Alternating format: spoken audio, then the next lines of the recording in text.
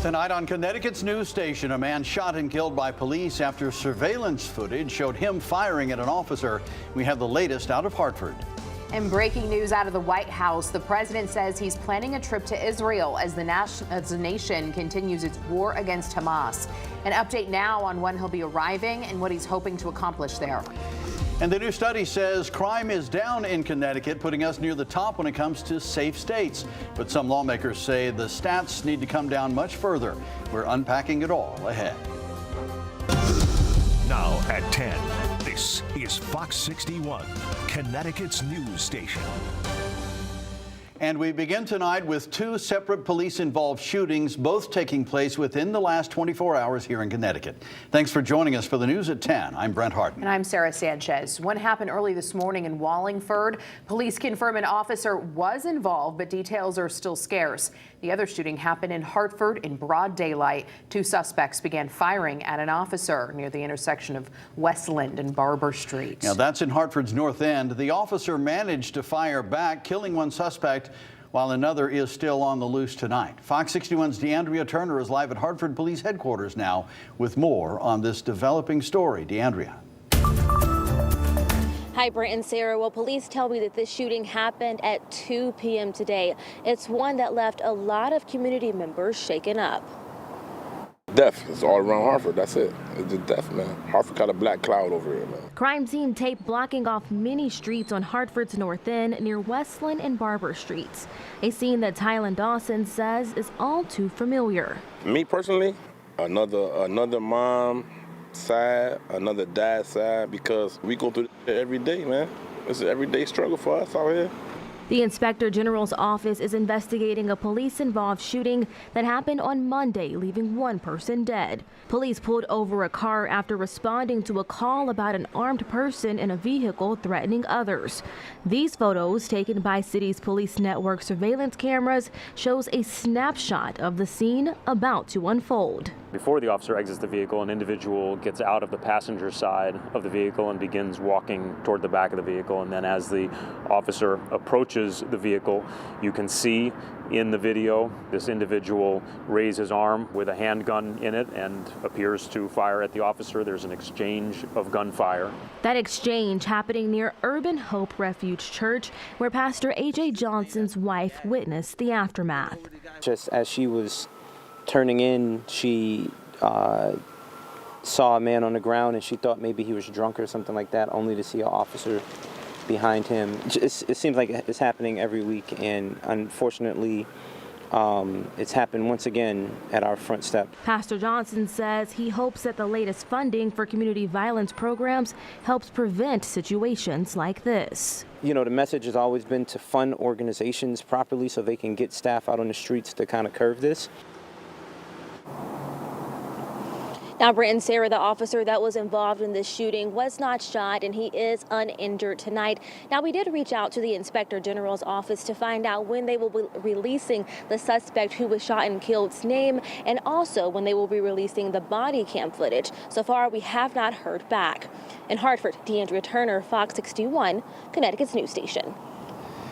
DeAndrea, thank you. To Wallingford now, where neighbors are still waiting for answers after police say there was a shooting involving an officer on North Airline. And while we can confirm where and when it happened, exactly what happened remains murky tonight.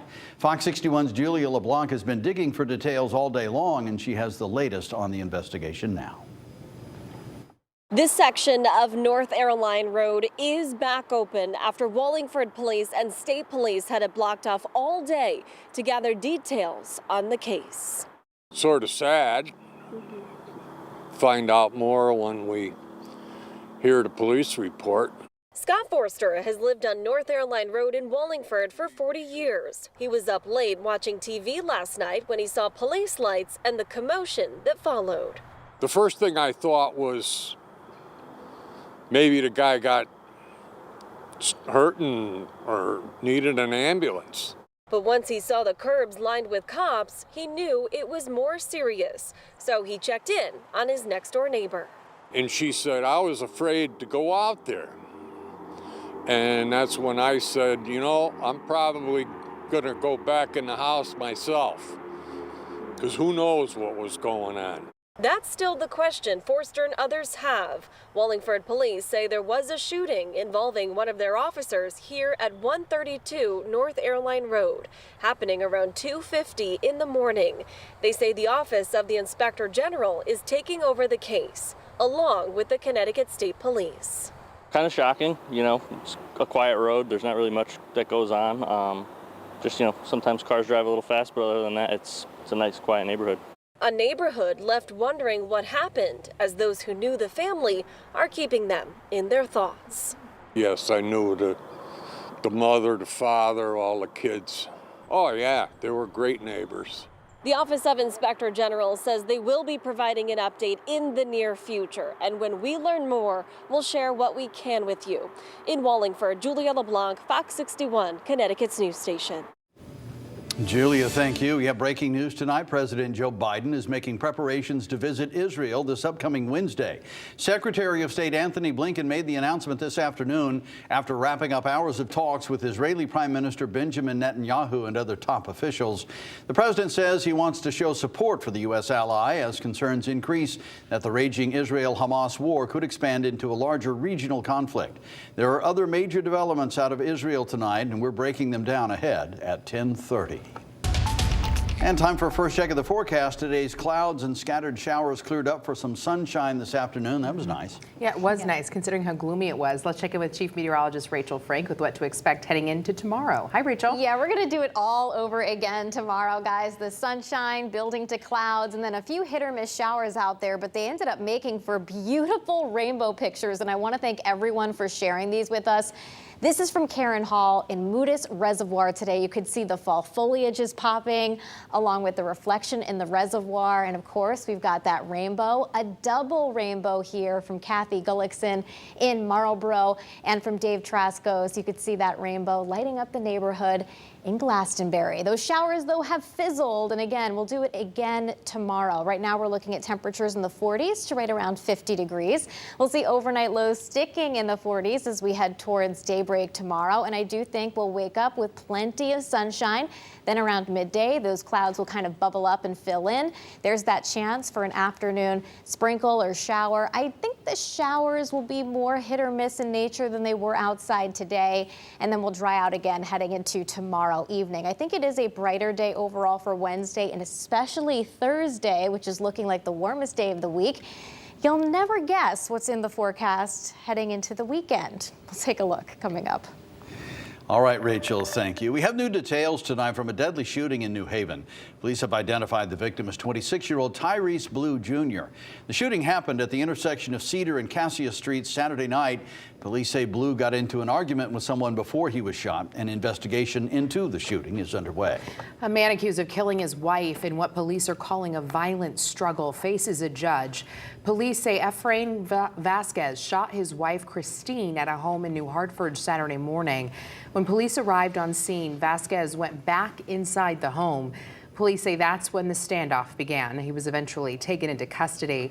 His lawyer spoke outside the courtroom today, saying the entire situation was shocking. He's had a rocky past, but he seemed to be on the right road. He was enjoying his life here in New Hartford. He owns a home. He's a construction contractor. He's been doing very well. I'm shocked and dismayed that he's in this predicament. Vasquez is being held on a $3 million bond. He has yet to enter a plea on the murder charges. His next court appearance is scheduled for November. Well, new at 10 tonight, overall, crime is trending downward here in Connecticut. That's according to a new report that shows our state is among the safest in the country. Fox 61's Gabby Molina is live in Hartford tonight on the state capitol with more on what that report says. Gabby.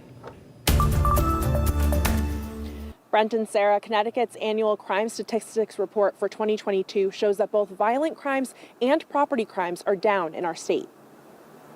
Crime in Connecticut on the decline. A new report showing that from 2021 to 2022, the state saw a 4% reduction in overall crime. I'm not surprised to see the statistics at all. Connecticut has been and remains one of the absolute safest states in the country. The Department of Emergency Services and Public Protection's Crime Analysis Unit uses information of reported crimes from police departments around the state for its annual report. It found that violent crime, Instances of murder, rape, robbery, and aggravated assault dropped by 13%. Our violent crime rate is less than half the national average. The report also found property crimes are down in Connecticut. Burglary, larceny and theft, motor vehicle thefts, and arson dropped by about 3%. The FBI also released its annual crime report Monday, which showed across the U.S., property crimes are up. We have much less crime, violent and property crime, than pretty much any other state. Mike Lawler, associate professor of criminal justice at the University of New Haven, says these numbers have improved from where they were at the height of the pandemic. There still are problems, right? There still is more crime than there should be. And, what you can see here is that certain strategies seem to be effective in preventing crime in the first place. While the reports show our state is headed in the right direction, some lawmakers argue they're not reflective of how the people feel about the crime happening in their communities. But when you speak to the general public, they're still really concerned about the crime that they see out there. And it's really the top issue that's on everybody's mind. And that could have further reaching impacts as well. Like, even though crime is down, car insurance is up over 18% for people because crime does have a cost. And so when you're seeing all these car thefts, that is impacting people's wallets. Coming up on the news at 11, I'll have more on how Connecticut compares to other states when it comes to violent crime. Live in Hartford, Gabby Molina, Fox 61, Connecticut's news station. All right, Gabby, thank you. We have much more coming.